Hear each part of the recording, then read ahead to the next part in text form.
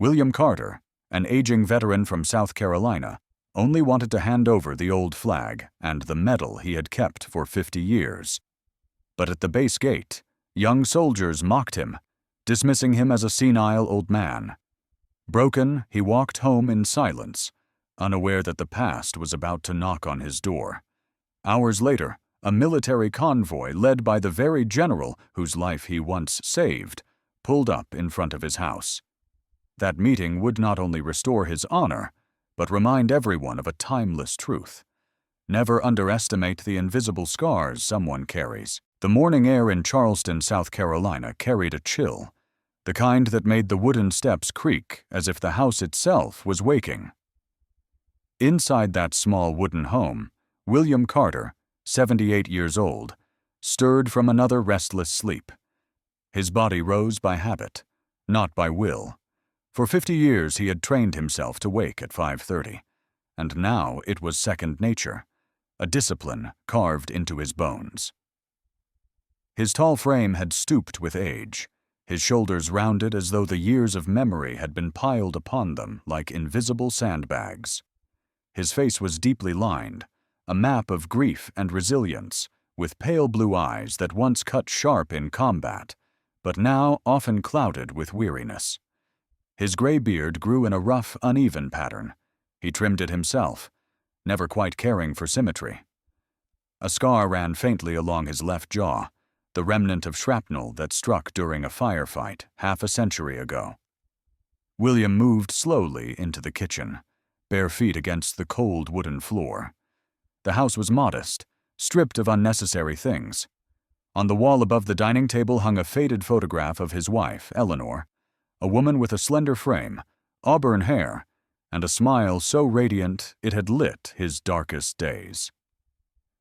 She had passed away 6 years ago, leaving behind only that photograph and the small wooden crucifix she once insisted hang in the living room.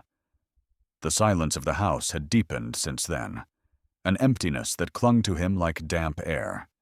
He often spoke to her picture when no one was listening, and sometimes in the stillness of dawn, he imagined her voice answering back. He poured black coffee into a chipped mug, sat at the table, and let his mind wander. The same coat from winter 1995 hung on the chair nearby, a heavy wool garment Eleanor had given him. He reached for it as though touching her hand once more. In the left pocket, as always, rested the bronze star with the V for valor, a medal he rarely spoke of, never displayed, but always carried. His fingers brushed against the edges, as if to remind himself that what happened in Vietnam was not a dream, though sometimes he wished it had been. On this particular morning, the old restlessness returned. For months he had avoided the thought, but now it pulsed within him like a steady drum. He rose, joints stiff with age, and walked to the bedroom. Kneeling before the bottom drawer of Eleanor's old dresser, he pulled out a small wooden box wrapped in tissue paper. Inside lay the folded American flag, its fabric yellowed slightly with time, but still perfectly creased in the sacred triangle. William lifted it with both hands, his breath catching as though the weight of the dead pressed upon him. Memories surged. The humid jungles of Quang Nam, the cries of wounded men, the flash of gunfire. He heard again the voice of his lieutenant shouting his name. "Carter, you gave us a chance to live." William placed the flag on the bed and sat silently, staring. His chest tightened as he whispered into the empty room. Maybe it's time. Maybe it's finally time. His eyes glistened, and though the house stood silent, he felt as if Eleanor herself was watching. He gripped the flag tighter, as if afraid it might vanish.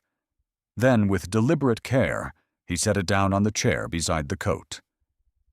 Tomorrow, he told himself, tomorrow he would take it to Fort Jackson Army Base and leave it in the right hands.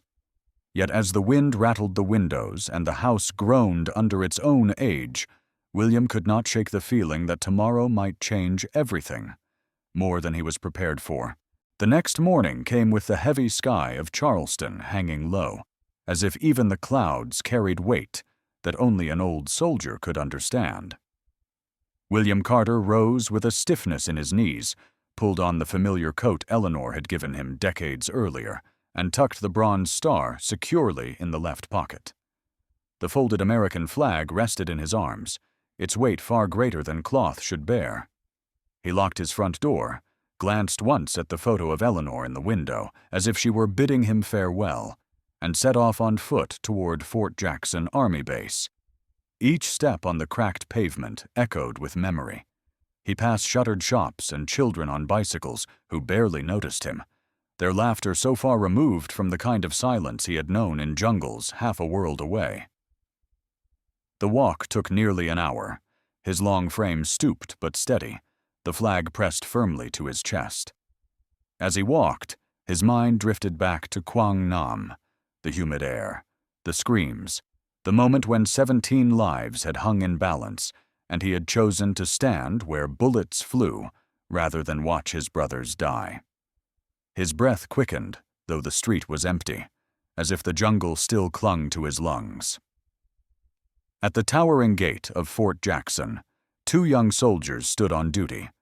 The first was Private First Class Daniel Parker, no older than 22, with a square jaw, cropped blonde hair, and the restless arrogance of a man still proving himself. His blue eyes narrowed as he spotted the old man, suspicion quickly bending into disdain. Parker had grown up in a military family, his father a sergeant who often told him stories of real soldiers, though Parker had never yet seen combat. The second soldier, Private Miguel Diaz, stood beside him. Dark-haired, olive-skinned, his lean body taut with youth. Unlike Parker, Diaz's face carried a flicker of empathy. His mother had raised him alone in San Antonio, and though he rarely spoke of it, he knew the pain of watching someone age too quickly under burdens unseen. Yet Diaz's loyalty to his fellow soldier made him follow Parker's lead more often than his own instincts. William approached the gate slowly, heart drumming louder than the tapping flagpoles overhead. He lifted the folded flag slightly, his voice catching in his throat. "Good morning, gentlemen," he said, his tone courteous but weary. "My name is William Carter. I'd like to leave this flag and this medal at the base as a tribute." Parker stepped forward, chest puffed, his youth straining to show authority. "Sir, this is a restricted area. Do you have clearance? You can't just walk in here with that." His eyes flicked over the worn coat, the trembling hands, the triangle of fabric. "Whatever it is, it doesn't belong here." Diaz glanced at Parker, then at the flag, something tightening in his chest, but he said nothing. William's fingers gripped the flag harder, his voice shaking as he whispered, "I only wish to place it in the right hands before my time runs out." A small crowd of visitors had gathered near the tour entrance, their curiosity pulling them closer. A woman in her 40s with auburn hair muttered to her husband, "Poor man, he looks lost." Children pointed, not understanding. Parker smirked, leaning closer, his tone sharp. "Go home, old man. Nobody wants your junk here." The words cut into William deeper than any shrapnel had ever done. His blue eyes watered, not from age but from a wave of humiliation he had not expected to face. He lowered his head, feeling as though the decades of service and sacrifice had dissolved into nothing more than ridicule.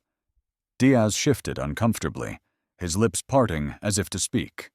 But Parker gave him a quick glance that froze the moment. The sound of approaching boots from inside the base blended with Parker's sneering voice, and William Carter stood frozen at the gate, the folded flag trembling in his hands. Parker's face hardened, his jaw jutting forward, his blonde hair gleaming under the autumn sun as he repeated his insult more loudly. "Old man, take that junk home. This isn't a place for your games." His tone carried the sharp edge of youth intoxicated by authority. The crowd of visitors thickened, whispers buzzing like flies. Some looked away, unwilling to witness the spectacle, while others let pity show in half-hidden glances. The woman with auburn hair from earlier shook her head. clutching her young son's hand tighter, as if shielding him from the sight of a man stripped of dignity. William's lips trembled as he whispered again, "I only wanted to place it in the right hands, before my time runs out." His voice cracked, the words escaping like the final embers of a dying fire. The shame pressed heavily on him, heavier than the flag he clutched, heavier even than the nights when memories of Vietnam suffocated his sleep. He felt smaller than ever, as though decades of sacrifice had been erased in an instant by two careless boys in uniform. Diaz shifted uneasily beside Parker. His dark eyes lingered on William's weathered face, tracing the wrinkles etched by years of endurance, the trembling shoulders, the fragile dignity. His conscience screamed that this wasn't right, but he swallowed the words, too afraid of Parker's ridicule. Diaz had always struggled with silence. Raised by a mother who worked 2 jobs to keep food on the table, he had learned that speaking up against authority often led to more suffering. Yet now his heart pounded with conflict as he watched Parker revel in cruelty. From the small building near the gate emerged Sergeant Matthew Collins, the duty officer for the morning shift. Collins was in his late 30s, with a square build and a sharp, angular face hardened by 12 years of service. His brown hair was already streaked with gray, and a faint scar curved along his right eyebrow, a mark from an IED blast during his deployment in Iraq. Collins was known for being firm, pragmatic, a man who valued discipline over sentiment, but beneath his stern demeanor lay a sense of fairness often hidden by protocol. His deep-set hazel eyes studied every situation before judgment, yet he also bore a reputation for intolerance toward what he perceived as weakness. Collins approached, his boots clicking with precision, his brows furrowed as he glanced between Parker, Diaz, and the frail man holding the flag. "What's going on here?" he asked, his voice clipped, all business. Parker straightened quickly, eager to explain. "Sir, this civilian is causing a disturbance. He's carrying a flag and some trinket, claiming he wants to donate them." I was about to call for his removal. The words spilled from Parker with the confidence of someone sure he was doing his duty. William lifted his head slowly, his blue eyes shimmering with unshed tears. "Sergeant, my name is William Carter. I fought in Vietnam. This flag belonged to my unit. I only want it preserved with respect." His words hung in the air, soft, yet weighted with truth. Collins paused, his eyes narrowing, studying William's frail figure and the careful way he held the flag as if it were something sacred. For a fleeting moment, doubt flickered across his stern features. Diaz noticed it and felt a swell of hope, but Parker rolled his eyes, muttering, "It's just another senile old man clinging to stories." The October wind grew colder, whipping through the courtyard, sending leaves swirling around William's boots. He stood his ground, though his knees shook beneath him. Around them, the visitors fell into a hush, sensing the tension. Collins crossed his arms, the scar on his brow catching the sunlight, and after a long silence, he finally spoke, his voice low and deliberate. "Mr. Carter, if what you say is true, then why haven't I heard your name before?" William's heart thudded painfully in his chest. The question was a blade he could not answer easily. He stared at the flag, his reflection mirrored faintly in the glass of the guardhouse window.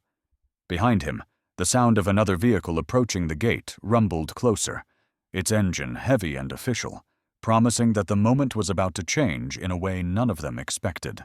The rumble of the military vehicle faded behind him as William Carter turned away from the gate, his shoulders hunched against the biting October wind, his dignity crumbling like dry leaves underfoot. He walked slowly, every step heavier than the last, until at last he reached his modest wooden home in Charleston. Inside, the silence struck him harder than any insult. He placed the folded flag carefully on the small table beside the faded photograph of Eleanor, his late wife. The image captured her as he remembered best, slender, with auburn hair that once shimmered in the sun, fair skin that blushed easily, and eyes full of patience. She had been his anchor, the only one who carried the weight of his nightmares without judgment, the only one who whispered him back from the abyss when memories threatened to drag him under. Sitting heavily into his worn recliner, William let the house surround him in its stillness. His gaze drifted to the flag, and in its creases he saw not fabric, but the twisted jungle of Quang Nam, the suffocating humidity, the sting of mosquitoes, and the acrid smell of gunpowder. He could hear the cries of the wounded, the screams that ended too abruptly, the dreadful silence that followed. His body trembled, not from age this time, but from the resurgence of ghosts that never left him. He remembered that night in 1969, when his platoon had been ambushed at a muddy bend in the river. 16 men were pinned down, terror painted across their young faces. Their lieutenant, Thomas Patterson, then a lean man of 24 with sharp features and steady brown eyes, looked at him with a desperation that burned into his soul. William had no plan, no promise of survival, only instinct. He grabbed the heavy M60 from a fallen comrade and stepped into the storm of bullets. The chatter of gunfire tore through the jungle, flashes of light cutting through darkness, yet he held the position long enough for his brothers to escape. The memory of Patterson's voice came back, raspy but clear. "Carter, you gave us a chance to live." That sentence had followed him through every sleepless night, every broken dream, every quiet anniversary of men who never returned home. Now, staring at Eleanor's picture, he whispered to her as if she could hear, "I tried, Ellie. I tried to do right by them, and today they laughed at me, called it junk." His eyes glistened, his voice breaking. What was it all for if even the army forgets? He leaned forward, pressing his forehead against the cold edge of the flag's wooden case, as if the dead themselves might answer. For a moment he considered locking it away forever, hiding it like he had hidden his pain, letting it die with him. But another part of him, the stubborn part that had kept him alive in the jungle, refused to yield. Outside, the sky darkened as clouds rolled in, thunder murmuring far in the distance. William rose, slow but resolute, his long frame still carrying remnants of the soldier he once was. He took the flag in his hands again, clutching it to his chest, and walked to the window. Beyond the glass, his quiet street stretched into evening, neighbors unaware of the storm brewing within his heart. He whispered again, his voice steadier this time. "Tomorrow, they will remember." Somehow, they will remember. As he spoke, the distant hum of another convoy reached his ears, not from memory, but from the street outside, its engines heavy, deliberate, and drawing closer.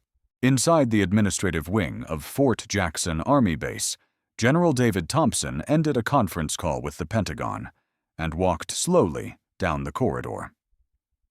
At 74, his once broad shoulders had curved with age, but he still carried himself with the rigid bearing of a lifelong soldier. His face was etched with deep creases, his hair stark white, cropped close, and his steel-gray eyes retained the sharpness that had guided him through decades of command. The scar that ran from his right temple down to the ridge of his cheekbone, earned in Fallujah during his years as a field officer, gave him a permanent air of severity. Yet beneath that hardened exterior was a man who remembered every soldier lost under his watch, their names engraved not just on memorials, but in his conscience. He was respected as a strict but fair leader, a man who valued loyalty and honor above all else.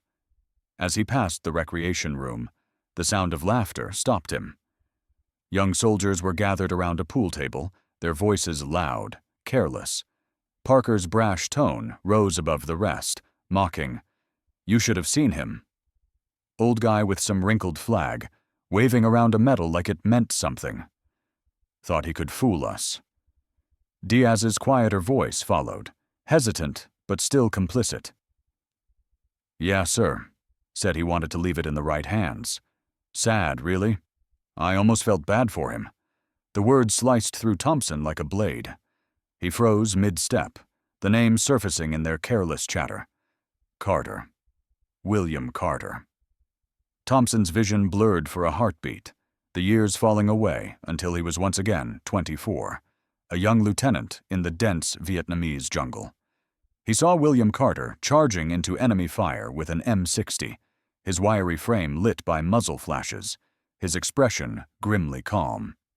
He remembered the desperate relief as Carter's reckless courage held back the Viet Cong long enough for his platoon to escape. 17 men had lived that night, including Thompson himself, because of one soldier's impossible stand. The present snapped back, anger igniting in his chest. He pushed open the door with a force that startled the room into silence. His voice, though older, still carried the power of command. "Parker, Diaz, my office. Now." The young men scrambled, pale under his piercing glare, following him into the hallway like chastised schoolboys. Once inside his office, Thompson rounded on them, his fists clenched. "Do you have any idea who you just mocked?"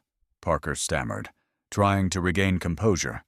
"Sir, we thought he was just what?" Thompson's voice thundered. "Just a confused old man. That confused old man is the reason I am standing here alive today. He saved 17 lives in Vietnam. He saved mine." The room fell into stunned silence, Diaz's face paling further, guilt etching itself into his features. Parker's bravado crumbled, his lips trembling. Thompson leaned on his desk, his hands gripping the wood as if to steady the fury boiling inside him. "You will get me his address now, and you will pray to God it isn't too late to undo the disgrace you brought on this base." His words hung heavy, and the two privates stood stiffly, too frightened to speak. Thompson's mind raced as he picked up the phone, his voice low but resolute. "Get me transportation ready. There's a debt I've owed for 52 years, and I intend to repay it." Outside the office window, the autumn sun dipped lower, casting long shadows across the base. Thompson straightened, adjusting the ribbons and stars on his uniform, the weight of them suddenly meaningless compared to the memory of one soldier who never asked for recognition. He thought of Carter, alone, humiliated, walking back to an empty house with only a folded flag for company. He swore silently that such a man would not be forgotten under his command. Then, just as he set down the phone, an aide burst into the office, his face pale, his voice urgent. "Sir, we may already be too late." By late afternoon, the quiet street outside William Carter's home stirred with the thunder of engines.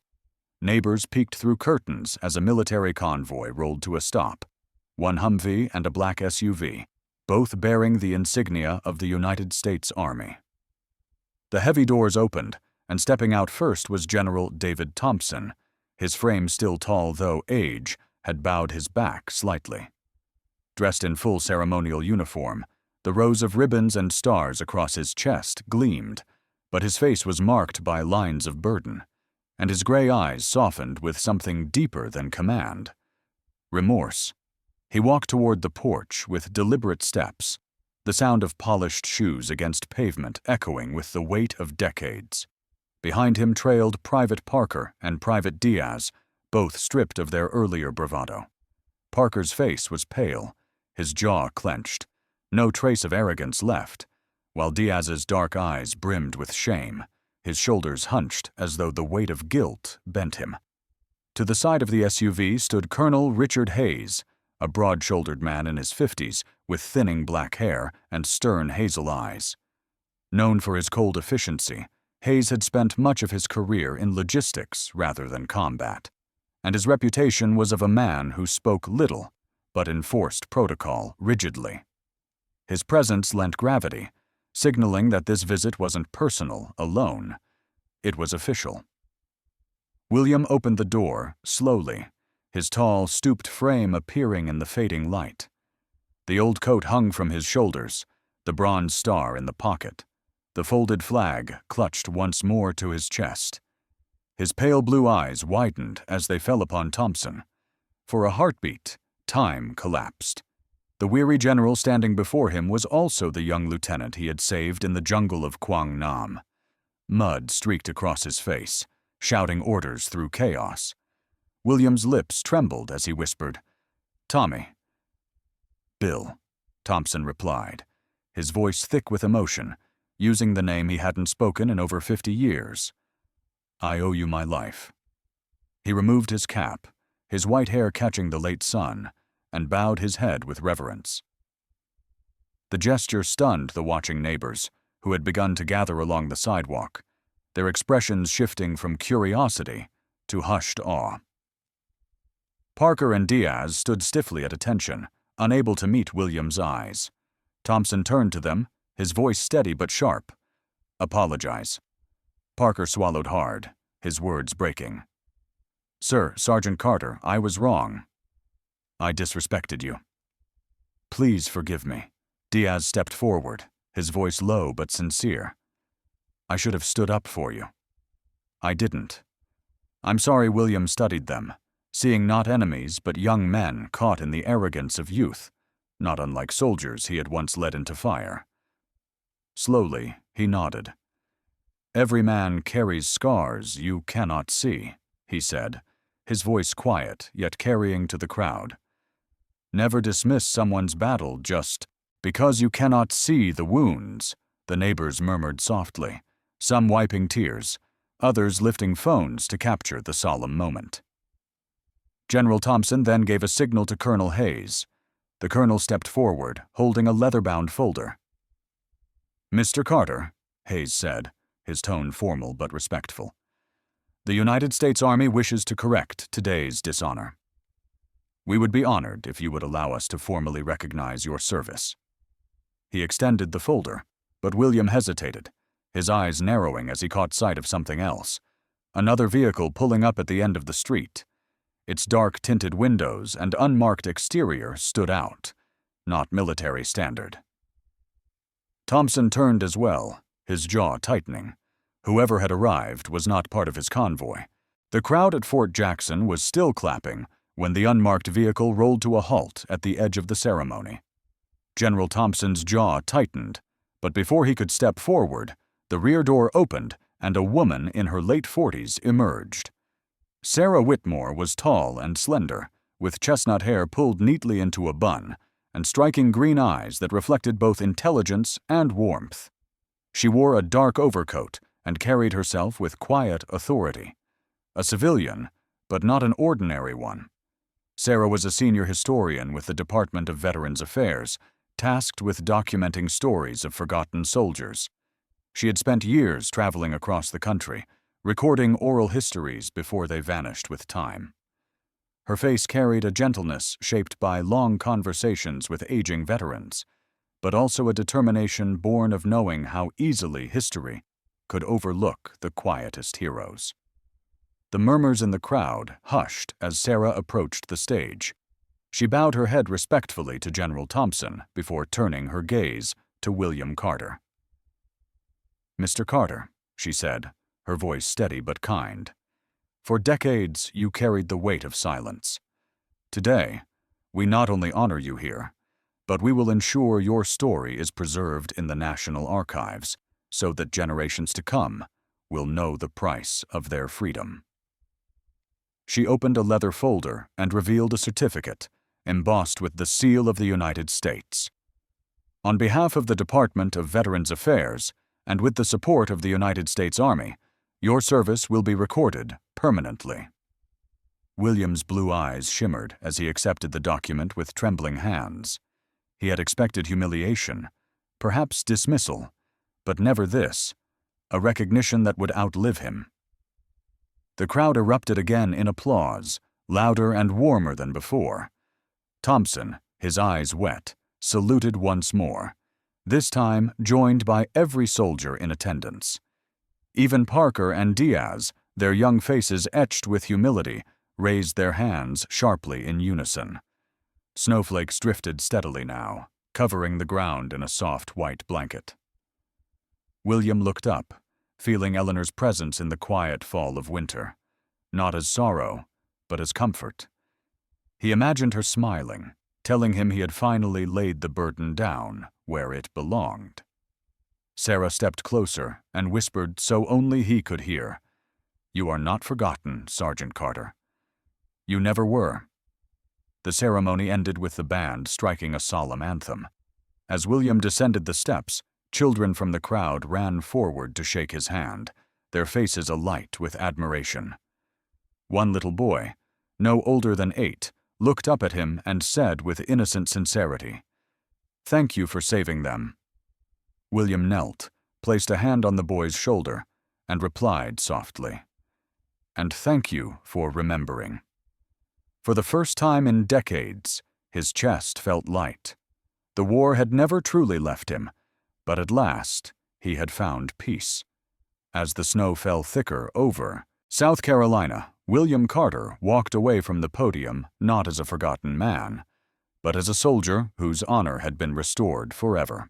William Carter's story reminds us that true honor is not in medals or applause, but in the invisible scars we carry and the quiet strength of living with dignity. In our everyday lives, we may meet people fighting unseen battles, parents, neighbors, or strangers, and with just a word of kindness or respect, we can restore their peace the way William found his. Thank you for joining us in this journey. If this story touched your heart, please share it, leave a comment, and subscribe to the channel so you won't miss the next story of courage and hope. May you and your loved ones always walk in peace and kindness.